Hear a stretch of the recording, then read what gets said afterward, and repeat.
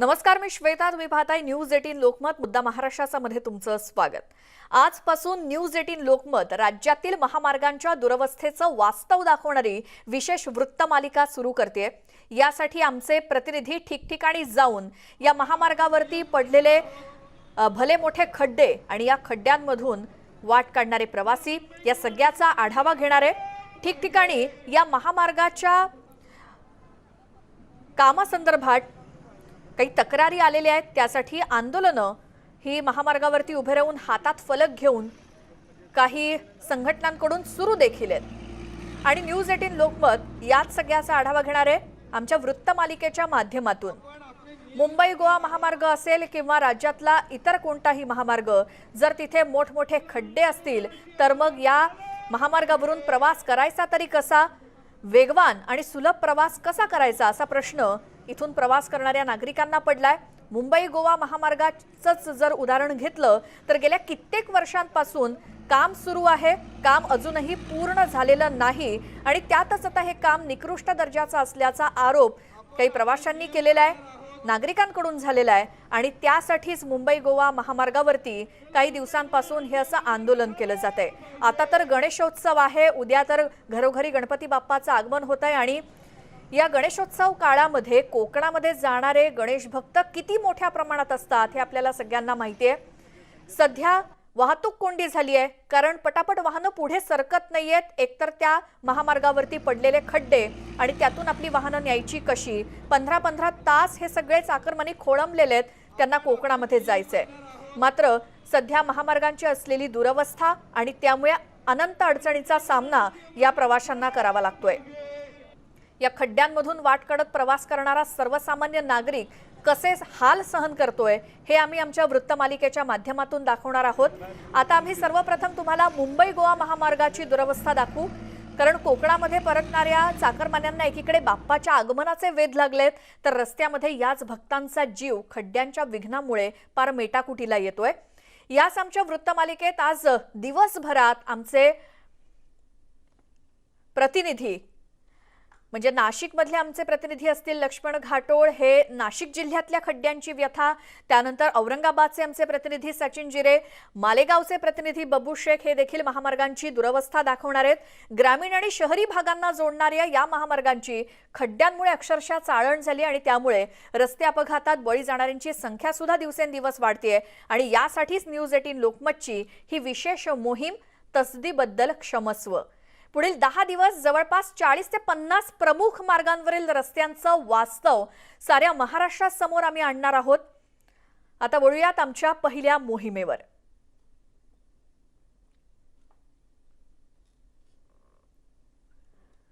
तसदीबद्दल क्षमस्व या वृत्तमालिकेच्या माध्यमातून पुढचे 10 दिवस राज्यातल्या वेगवेगळ्या महामार्गांची कशी दुरवस्था झाली आहे आणि त्याचा त्रास प्रवाशांना कसा सहन करावा लागतोय, या रस्त्यावरून प्रवास करताना प्रवासी कसे मेटाकुटीला आलेत, याच गोष्टीचा आम्ही आढावा घेणार आहोत. आमचे प्रतिनिधी कोकणामध्ये पोहोचलेत. कोकणात जाणाऱ्या मुख्य पळसपे या गावापासून मुंबई गोवा महामार्गाचं जे प्रवेशद्वार आहे आणि इथूनच महामार्गावर भल्या मोठ्या खड्ड्यांच्या मालिकेनं कोकणवासियांचे आणि प्रवाशांचे हाल इथूनच सुरू होतात. पाहुयात आमचे प्रतिनिधी तुषार रुपणवर यांनी पळसपेतून घेतलेला हा आढावा. मी सध्या मुंबई गोवा महामार्गावरच्या पळसपे या गावामध्ये उभा आहे आणि इथूनच या ठिकाणी मुंबई गोवा महामार्गाची सुरुवात होते. आता आपण प्रामुख्याने मुंबई गोवा महामार्गावरील मी तुम्हाला खड्डे दाखवणार आहे आणि मला खड्डे दाखवताना या खड्ड्यांमधूनच चालावं लागतंय, कारण की आता गणेश भक्त मुंबईतून लाखोच्या संख्येने कोकणात जात असतात आणि त्याच्या बातम्या होतात खड्ड्यांच्या, तेव्हाच त्याची डागडुजी केली जाते. मात्र गेल्या 12 वर्षांपासून मुंबई गोवा महामार्गाची परिस्थिती जैसे ते आहे तशीच आहे. आपण हे खड्डे देखील मोजणार आहोत. हे खड्डे मोजताना आपण जर पाहत असाल तर आपल्याला पट्टी देखील कमी पडते. आपण जर पाहत असाल तर 70 सेंटीमीटरचा हा खड्डा आहे. आपण पुढे आणखी मोजूयात किती मोठे खड्डे आहेत. हा आपण जर पाहत असाल तर जवळपास पूर्ण भाग हा पॅच हा पूर्ण खड्ड्यांचा असल्याचं आपल्याला पाहायला मिळतं आहे. मात्र या ठिकाणी कोणतीच डागडुजी केली जात नाही. हा आपण जर खड्डा मोजला तर पट्टी आपल्याला अपूर्ण पडते आणि जवळपास 120 मीटरचा आपल्याला 120 सेंटीमीटरचा आपल्याला हा खड्डा असल्याचं पाहायला मिळतं आहे. या भागांमध्ये जेव्हा बातम्या होतात तेव्हा राजकीय नेते दखल घेतात, डागडुजी होते। मात्र गेल्या 12 वर्षांपासून मुंबई गोवा महामार्गावरची जी परिस्थिती आहे ती जैसेच्या तैसेच आपल्याला पाहायला मिळते, कारण की याच मुंबई गोवा महामार्गावरती आपल्याला मृत्यूचा महामार्ग म्हणून देखील ओळखला जातो, कारण की शेकडोच्या संख्येने महामार्गावरती या ठिकाणी बळी गेलेले आहेत। आणि आम्ही न्यूज 18 लोकमतच्या माध्यमातून हेच दाखवतोय की या महामार्गावरती नेमके खड्डे किती आहेत। तर चला पाहूया आणि किती नेमके खड्डे ते बघूया।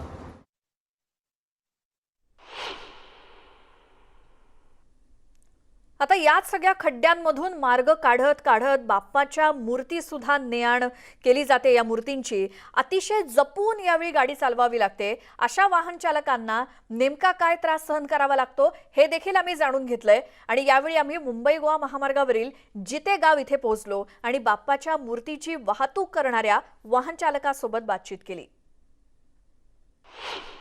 मी सध्या मुंबई गोवा महामार्गावरच्या जिते या गावामध्ये उभा आहे आणि तुम्ही हा महामार्ग पाहत असाल की किती मोठ्या प्रमाणात खड्डे या महामार्गावरती आपल्याला असल्याचं पाहायला मिळतात। रिक्षा चालक असतील, दुचाकी सवार असतील किंवा कार चालक असतील, आपल्याला या महामार्गावरती याच खड्ड्यातून आपल्याला गाड्या घेऊन जाताना पाहायला मिळतात। आपण ही गाडी पाहताय याच खड्ड्यांमधून येताना आपल्याला पाहायला मिळते।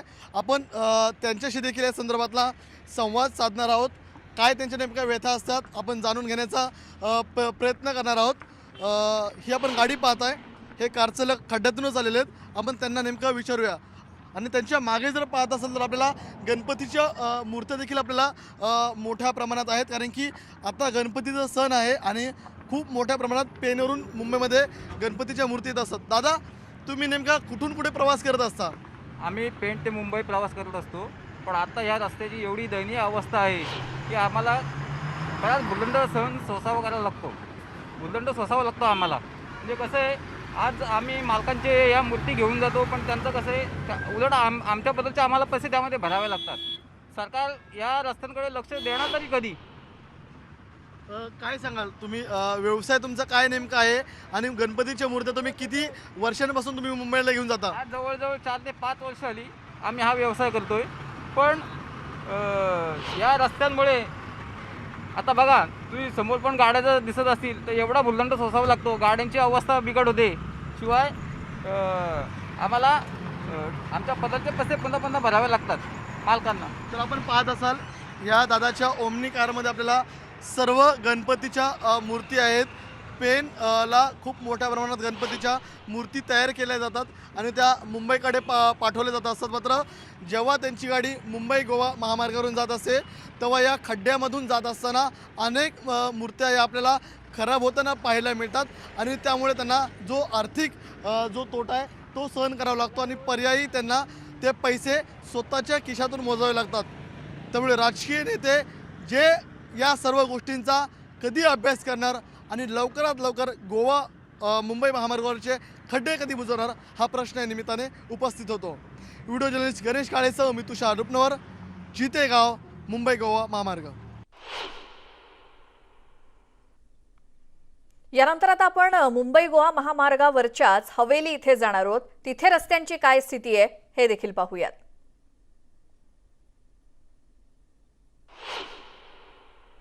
न्यूज 18 लोकमतच्या माध्यमातून आम्ही तुम्हाला मुंबई गोवा महामार्गावरील खड्डे दाखवतोय। आता मुंबईतून कोकणामध्ये अनेक गणेश भक्त आपल्याला लाखोच्या संख्येने जाताना पाहायला मिळतात। मात्र गेल्या 12 वर्षांपासून मुंबई गोवा महामार्गावरची जी खड्ड्यांची स्थिती आहे ती आपल्याला जैसे थेच असल्याचं पाहायला मिळत आहे। हा आपण जर रस्ता पाहिला असेल तर हा मुंबई गोवा महामार्गावरील हवेली भागातला हा रस्ता आहे। मात्र या रस्त्याची अत्यंत वाईट अशी दुर्दशा झालेली आहे। शेकडो जणांचा मृत्यू या रस्त्यामध्ये झालेला आहे, तरीही आपल्याला शासनाला जाग येताना पाहायला मिळत नाही। जेव्हा या संदर्भातल्या बातम्या दाखवल्या जातात तेव्हा राजकीय नेते आश्वासने देतात, अधिकारी या संदर्भातलं प्रेझेंटेशन करतात, मात्र खड्डे बुजताना पाहायला मिळत नाही। आणि याच राजकारणासाठी, याच राजकीय नेत्यांसाठी आपण हे खड्डे मोजून दाखवणार आहोत आणि हे खड्डे किती दूर आहे, किती रुंद आहेत हे आपण दाखवणार। आपण पाहत असाल तर अक्षरशः टेपचा पूर्ण भाग पाहत असाल की किती मोठे खड्डे आहेत, साधारणतः 60 सेंटीमीटरपर्यंत त्याच्यापेक्षा लांब हा खड्डा आपल्याला पाहायला मिळतोय।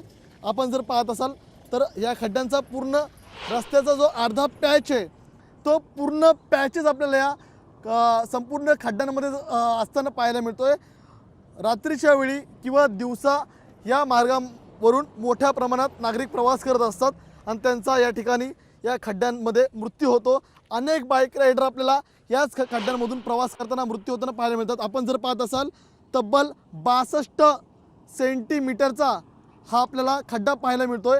एवढे मोठे खड्डे या परिसरात आपल्याला पाहायला मिळतात, कारण की जेव्हा दुचाकीचं चाक असेल किंवा चारचाकी वाहनं असतील त्या या खड्ड्यांमध्ये आढळतात आणि परिणामी त्यांना या ठिकाणी मोठे अपघात होताना पाहायला मिळतात।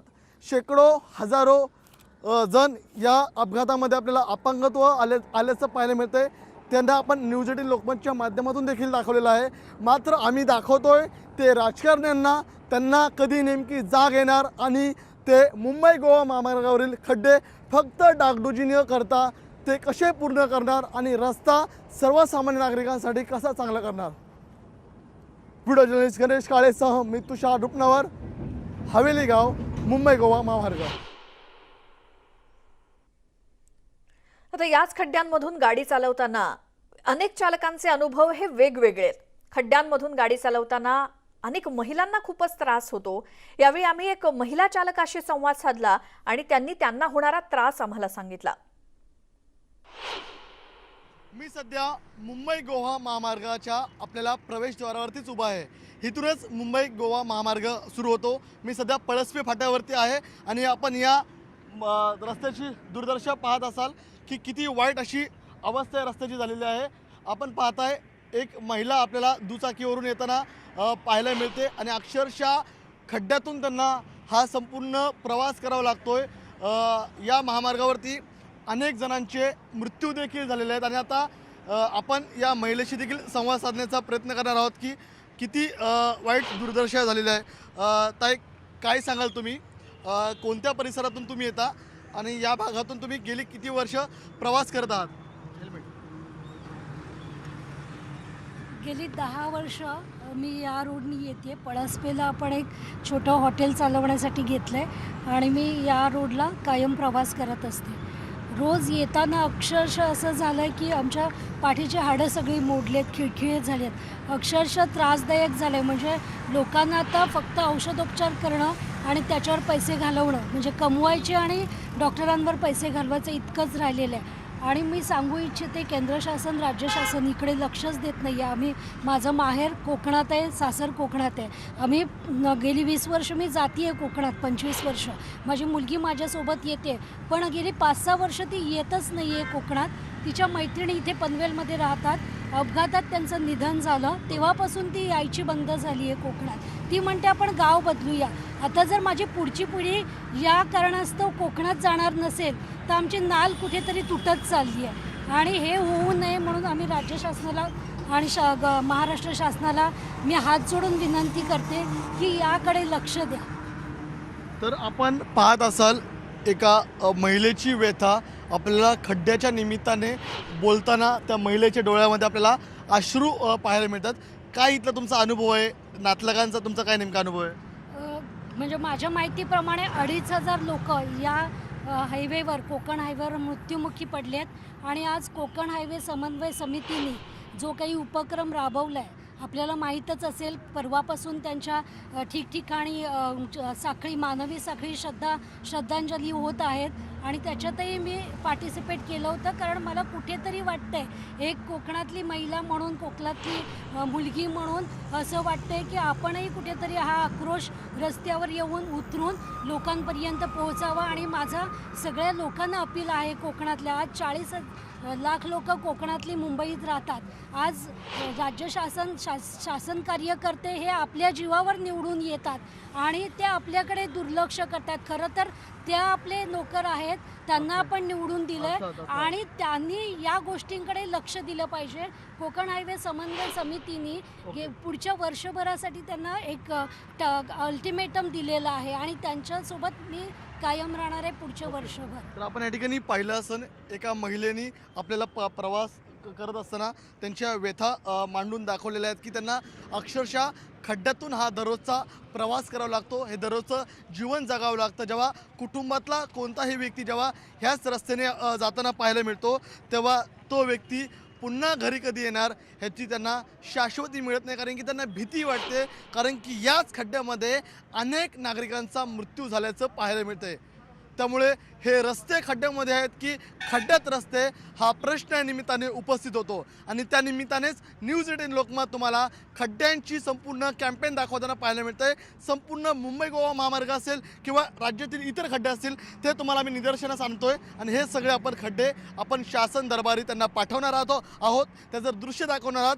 शासनाला नेमके या संदर्भात कधी जाग येणार आणि शासन या संदर्भात नेमकं कधी पुढचं पाऊल उचलणार ते पाहणं तितकंच महत्त्वाचं ठरणार आहे. व्हिडिओ जर्नलिस्ट गणेश काळेसह मी तुषार रुपनवर, पळसपे फाटा.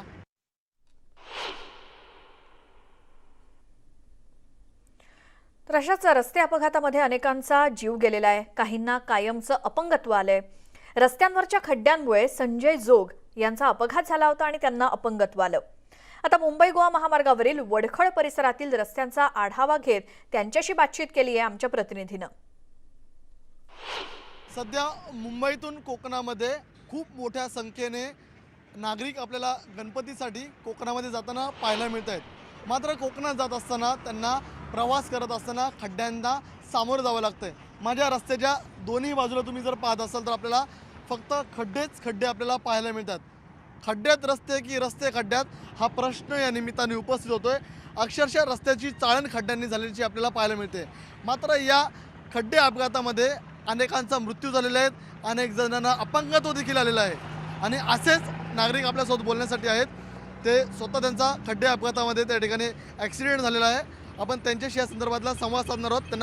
त्यांचा एक पाय पूर्ण फ्रॅक्चर होऊन आता ते एका पायाने हँडिकॅप झालेले आहेत. दादा काय सांगाल तुम्ही आज नमस्कार, मी खड्डे ॲक्टिव्हिस्ट दिलीप जोग, मी अलिबागचा आहे. हा जो महामार्ग आहे गेली 10 ते 11 वर्ष 900 कोटीचं मूळचं एस्टिमेट असणारा आणि आज जवळजवळ 9000 कोटीचं एस्टिमेट झालेला हा महामार्ग गेली 12 वर्ष झाली तरी अपूर्ण आहे. या महामार्गावर कमीत कमी 5000 लोक मृत्युमुखी पडलेली आहेत आणि कमीत कमी 25000 लोक जायबंदी झालेले आहेत. मी सुद्धा असाच अपघात झालेल्यांपैकी एक असून मी गेली 5 वर्ष सातत्याने रस्ते त्यावरचे खड्डे यांच्यावरती आंदोलनं करत आहे आणि आत्तासुद्धा या गणपतीच्या काळामध्ये या रस्त्यांची अवस्था काय आहे, आमचे नेते कोणी याच्यात लक्ष देत नाहीत, शासन लक्ष देत नाही, अधिकारी वर्ग बेपर्वा आहे, प्रचंड भ्रष्टाचार होतोय. त्या विरोधात आम्ही जमेल तसं आंदोलन करत आहोत आणि करत राहणार. आपल्या चॅनेलनी हे मुद्दे माझ्यामार्फत उचलून धरल्याबद्दल आपल्या चॅनलचे मी धन्यवाद मानतो. IBN लोकमत मी आभारी आहे. तुम्ही काय सांगाल या खड्ड्यांविषयी, काय तुमचा नेमका अनुभव आहे? तुमचा अपघात नेमका कुठे झाला होता? माझा अपघात वडखळला झाला होता. हे खड्डे पावसामध्ये लगेच नवीन कामावरती सुद्धा खड्डे पडतात, कामं टिकत नाहीत. दरवर्षी गणपतीच्या अगोदर हाच खेळ असतो. आम्ही खड्डे भरल्याचं नाटक करतो, गणपती गेल्यावर पुन्हा खड्डे पडतात. तर आपण या ठिकाणी पाहिलं असेल, जेव्हा गणेश भक्त कोकणामध्ये जात असतात तेव्हा फक्त तात्पुरती खड्ड्यांची डागडुजी केली जाते, मात्र परिस्थिती जैसे थेच आपल्याला असल्याचं पाहायला मिळते. त्यामुळे मुंबई गोवा महामार्गावरती फक्त आपल्याला खड्डे पाहायला मिळतात. अनेकांचा मृत्यू झालेला आहे. मात्र आता याची शासन नेमकी काय दखल घेणार ते पाहणं तितकंच महत्त्वाचं ठरणार आहे. व्हिडिओ जर्नलिस्ट गणेश काळेसह मी तुषार रुपनवर, न्यूज 18 लोकमत, वडखळ.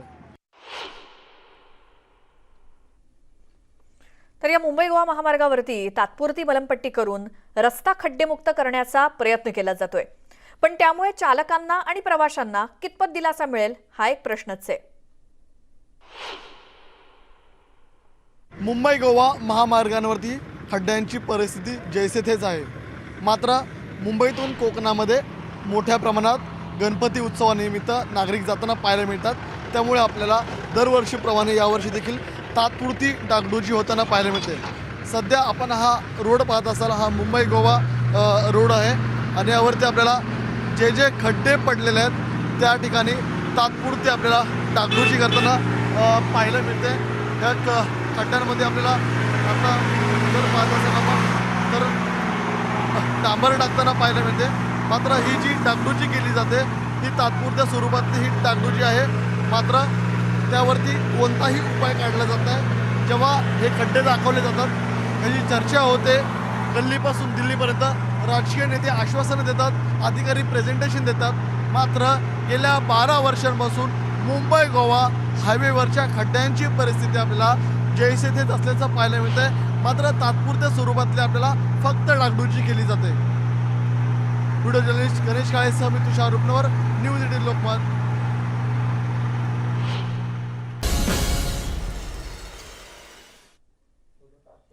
ब्रेकनंतर स्वागत आमच्या वृत्तमालिकेमध्ये। या वृत्तमालिकेच्या माध्यमातून आपण राज्यातल्या महामार्गांची अवस्था बघणार आहोत। मागील काही वर्षांपासून सुरू असलेलं मुंबई गोवा महामार्गाचं काम अजूनही काही पूर्ण झालेलं नाही। त्यातच या महामार्गाचं काम निकृष्ट दर्जाचं झाल्याचा आरोप स्थानिकांकडून करण्यात आलेला होता। आता गणेशोत्सवासाठी कोकणाच्या वाटेवर चाकरमान्यांना खड्ड्यांचं विघ्न सहन करावं लागतंय आणि गणेशोत्सवात कोकणात जाणाऱ्या चाकरमान्यांना याच खड्ड्यामधून मुंबई गोवा हायवेवरून प्रवास करावा लागतोय। त्यामुळे एकतर वाहतूक कोंडी झाली आहे आणि सगळा हा त्रास सहन करत 14 15 तास प्रवास करून या गणेश भक्तांना कोकणामध्ये पोहोचावं लागतंय।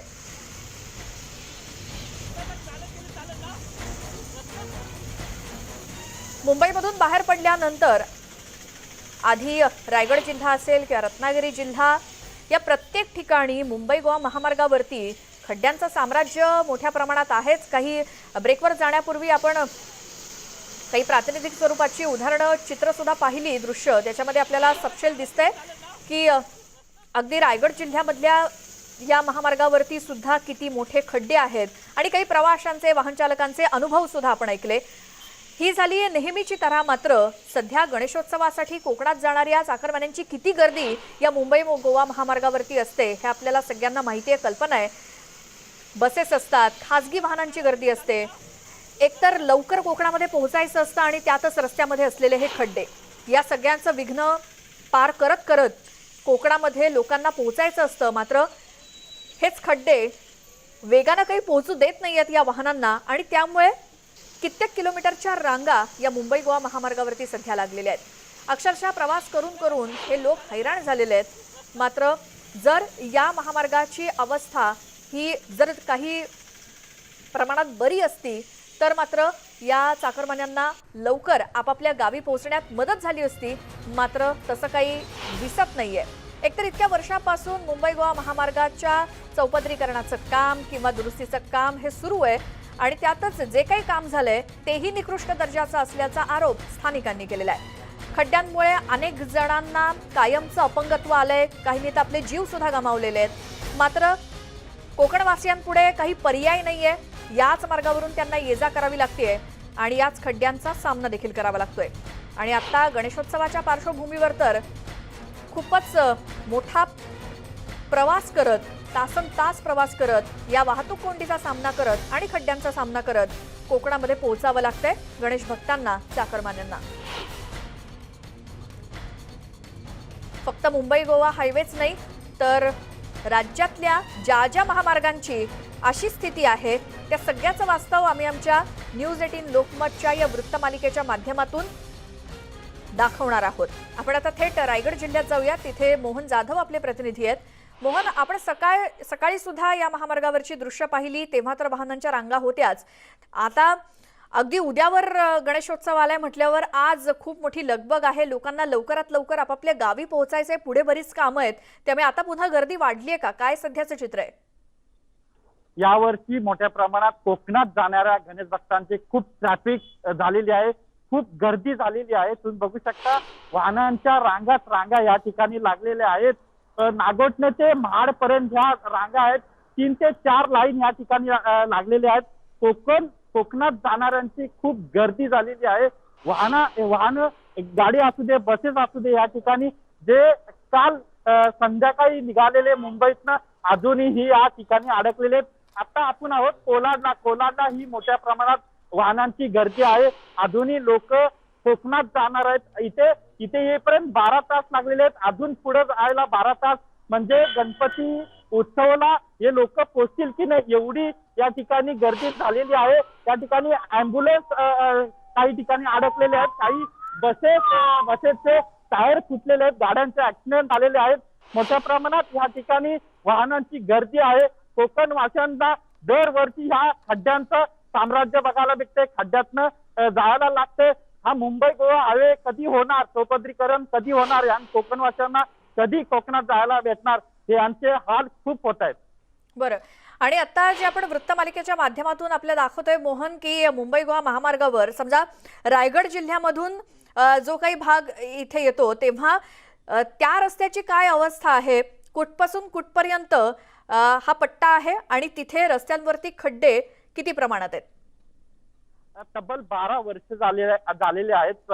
पनवेल ते इंदापूर पर्यंत 84 किलोमीटरचा हा पट्टा आहे. खूप खड्डे या ठिकाणी आहेत, डायव्हर्जन आहेत, काही ब्रिज झालेले नाहीत, सिंगल रस्ता आहे म्हणून ही वाहतूक कोंडी होते. काही दरवर्षी आंदोलन होतात, परवा पण आंदोलन झालं या रस्त्याबद्दल. मोठे मोठे खड्डे आहेत. पावसाळा आले की हा पहिल्याच पावसात हा पूर्ण रस्ता वाहून जातो. त्या ठिकाणी डांबरही टाकत नाहीत, पण हा रस्ता खूप वर्ष झाला त्या खड्डेमय साम्राज्य झालेलं आहे खड्ड्यांचं. आणि खरंच या मुंबई गोवा हायवेची खूप दुरवस्था आहे. या ठिकाणी कॉन्ट्रॅक्टर आतापर्यंत 2 ते 3 झालेले आहेत म्हणून हे कोकणवासियांचे हाल होत आहेत. दरवर्षी रोज एक गाडी ऍक्सिडेंट होतात, टायर फुटतात. तुम्ही बघू शकता ही वाहनांची जी गर्दी आहे, खूप गर्दी आहे. ही गर्दी बघू शकता, पूर्ण वाहनांची गर्दी आहे, कारण रोडला मोठे मोठे खड्डे आहेत, डायव्हर्जन आहेत म्हणून हे हाल होत आहेत. आणि 12-12, 15-15 तास लागतात या गाड्यांमध्ये या कोकणवासियांना जायला. अजूनही त्या ठिकाणी घरी ते ठिकाणी पोहोचले नाहीत. इथे 84 किलोमीटर येईपर्यंत 12 तास लागलेले आहेत. अजूनही रायगडच्या पुढे जे रत्नागिरी जिल्ह्यात जाणाऱ्यासाठी पण अजूनही वेळ लागेल आणि लोक खूप कंटाळून गेलेले आहेत. जी मोहन, धन्यवाद तुर्तास या सगळ्या माहितीसाठी. आपली ही वृत्तमालिका अशीच चालू राहणार आहे. आपण राज्यातल्या सगळ्याच महामार्गांची स्थिती जाणून घेणार आहोत. सध्या आपण सुरुवात केली आहे ती मुंबई गोवा महामार्गापासून. आता रायगड जिल्ह्यामध्ये येणाऱ्या या महामार्गाचा पट्टा असेल किंवा रत्नागिरी जिल्ह्यामध्ये येणारा, सगळीकडे तीच अवस्था आहे. आणि आत्ता जास्त करून गणेशोत्सवासाठी जाणाऱ्या लोकांना त्याचा खूप मोठा त्रास सहन करावा लागतोय. एक छोटासा ब्रेक आपण इथे घेणार आहोत. ही वृत्तमालिका अशीच चालू राहणार आहे. पाहत राहा न्यूज 18 लोकमत.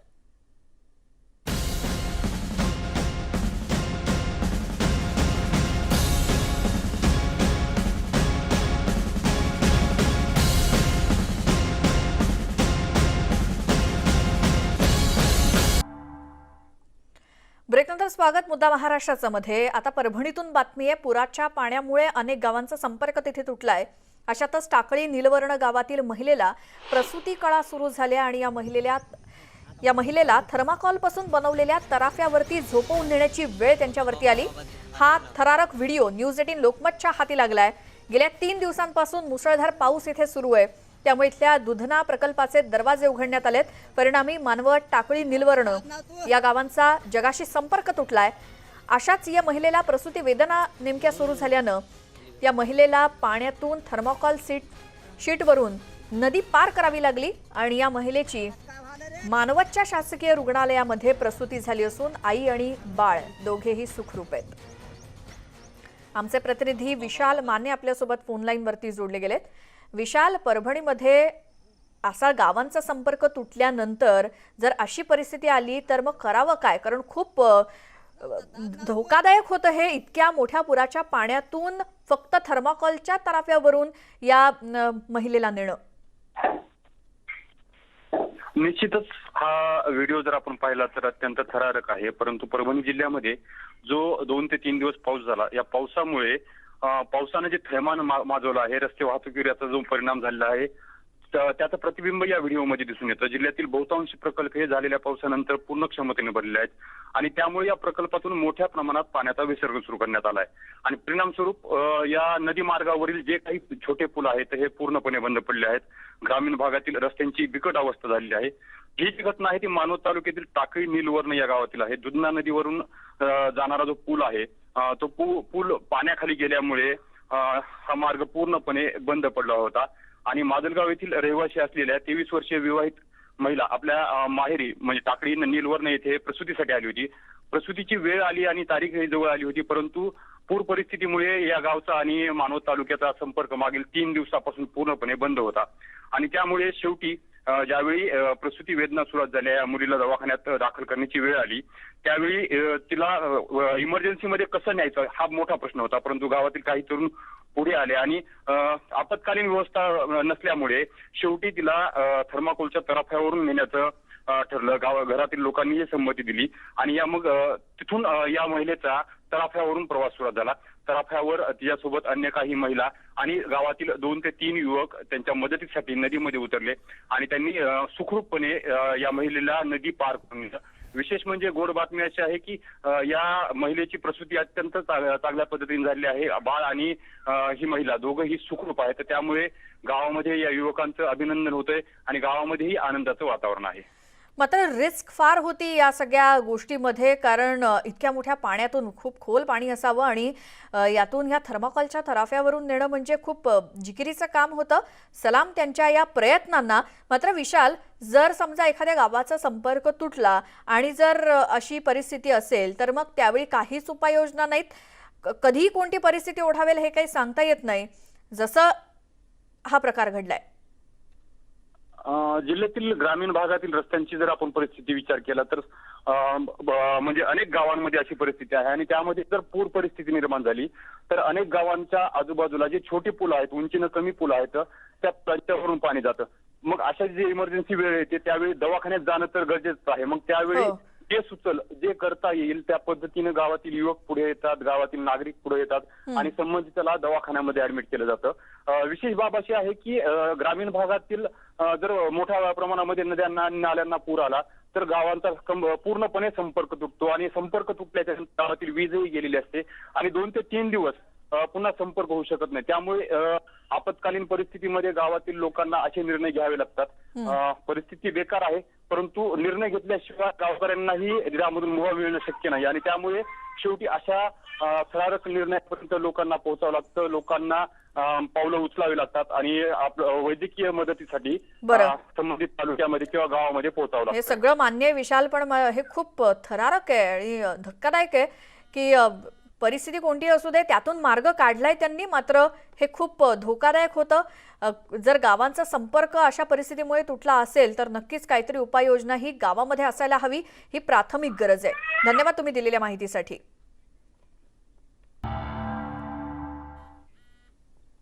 ब्रेकनंतर स्वागत. न्यूज 18 आणि बायजूसनं राबवलेल्या यंग जिनियर्स या उपक्रमामुळे अनेक प्रतिभावंत तरुण प्रकाश झोतात आले आणि न्यूज 18च्या व्यासपीठावरती तरुणांनी आपल्या कौशल्याची, बुद्धीची चुणूक दाखवली.